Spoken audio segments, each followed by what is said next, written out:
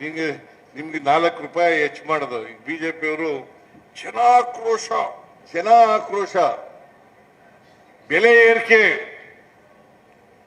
ಈಗ ಚಿನ್ನ ಎಷ್ಟಮ್ಮ ತಾಯಿ? ನರೇಂದ್ರ ಮೋದಿ ಬಂದಾಗ 10 ತೊಲ ಚಿನ್ನಕ್ಕೆ 28,000 ರೂಪಾಯಿ ಇತ್ತು. ಎಷ್ಟು? ಈಗ ಎಷ್ಟಿದೆ? 1,00,000 ರೂಪಾಯಿ. ಬಡವರು ಒಂದು ತಾಳಿ ಮಾಡಿಸ್ಕೊಳಕ್ಕಾಗತ್ತಾ? ಬೆಳ್ಳಿ ಈಗ ಎಷ್ಟಿದೆ? ಜನ ಆಕ್ರೋಶವಂತೆ ನಮ್ಮ ಮೇಲೆ. ಆಕ್ರೋಶ ಇರೋದು ಅವ್ರ ಮೇಲೆ. ಅದಕ್ಕೆ ಜನಗಳನ್ನ ತಪ್ಪುದಾರಿಗಳಿಲಿಕ್ಕೆ ನಮ್ಮ ಮೇಲೆ ಆಕ್ರೋಶ.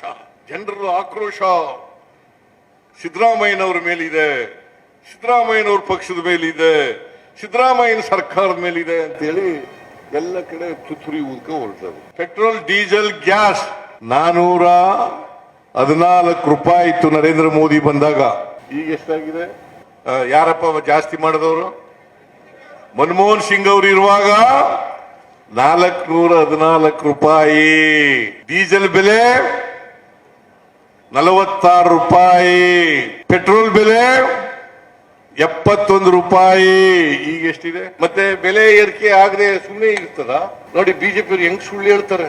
ಅಕ್ಕಿ ರೇಟ್ ಎಷ್ಟಿತ್ತು, ಗೋಧಿ ರೇಟ್ ಎಷ್ಟಿತ್ತು, ಬೇಳೆ ರೇಟ್ ಎಷ್ಟಿತ್ತು, ಸಕ್ಕರೆ ಎಷ್ಟಿತ್ತು, ಕಬ್ಬಣದ ಬೆಲೆ ಎಷ್ಟಿತ್ತು, ಗೊಬ್ಬರದ ಬೆಲೆ ಎಷ್ಟಿತ್ತು ಎಲ್ಲ ಗೊತ್ತಿರ್ಬೇಕು.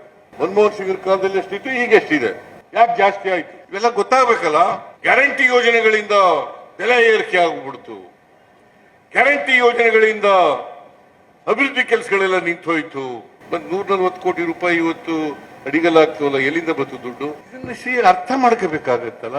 ಅದರಿಂದ ನಮ್ಮ ಕಾರ್ಯಕರ್ತರು ಸತ್ಯನ ಜನರ ಮುಂದೆ ಹೇಳ್ತಕ್ಕಂಥ ಕೆಲಸವನ್ನ ಮಾಡಬೇಕು. ಸುಳ್ಳು ಹೇಳಬೇಡಿ. ಸುಳ್ಳು ಹೇಳೋದು ಬಿಜೆಪಿಯವ್ರದು. ಈ ವಿಡಿಯೋ ನಿಮಗೆ ಇಷ್ಟವಾದಲ್ಲಿ ಲೈಕ್ ಮಾಡಿ, ಶೇರ್ ಮಾಡಿ, ಸಬ್ಸ್ಕ್ರೈಬ್ ಮಾಡಿ.